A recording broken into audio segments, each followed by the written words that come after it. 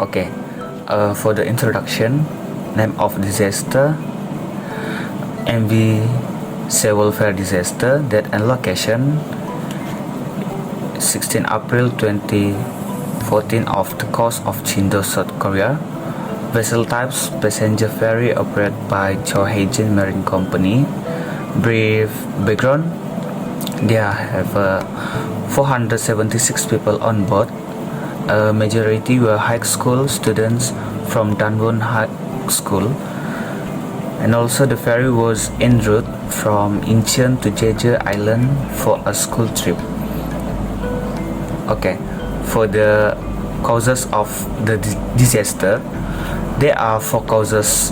First is human error, 2 is navigation error, number 3 is mechanical or structural issues, number 4 is institutional failure. Number 1 is human error. The captain gave a delayed evacuation order and abandoned ship early. And then poor judgment and lack of training among crew. Number 2 is navigation error. A captain causes cargo to shift, destabilizing the ferry.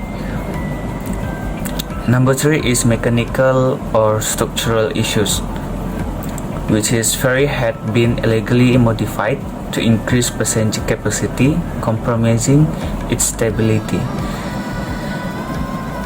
Also, the cargo exceeded legal limits by over 3 times and was improperly skewed.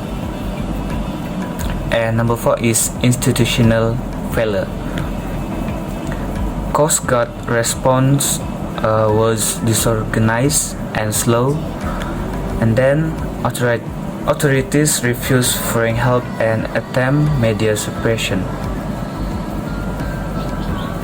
Okay, next is consequences of the disaster.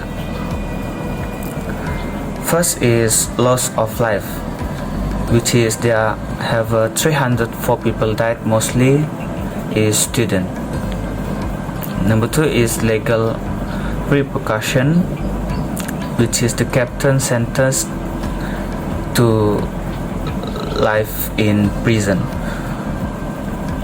and also the crew members and company executive jailed.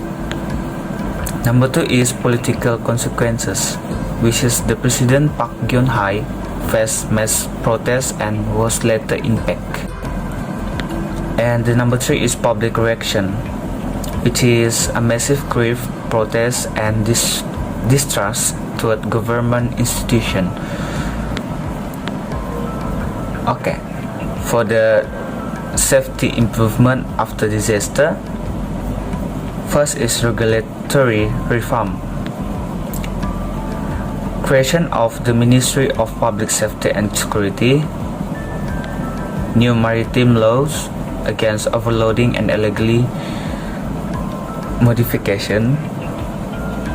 Number 2 is operational change, which is real-time vessel tracking system introduced.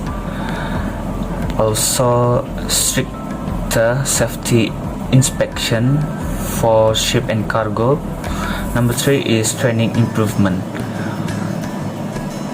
which is mandatory emergency drills and evacuations trainings for ferry crews. For conclusion, looking back at MV Sewol disaster, one thing becomes very clear: safety at sea isn't just about having the right equipment or rules. It's about making the right choice when it really matters. So many lives were lost not because there were not any safety procedures, but because they were not followed. That delayed in evacuation, poor cargo handling, and lack of accountability. All of it added up to something truly heartbreaking. But from this tragedy, South Korea made big change. stricter inspection, real-time ship tracking, and proper crew training were all put in place to make sure something like this never happened again.